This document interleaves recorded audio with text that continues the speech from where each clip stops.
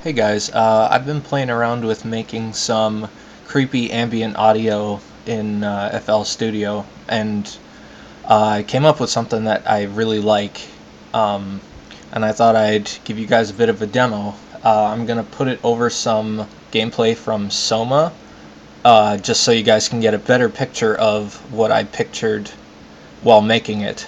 Enjoy!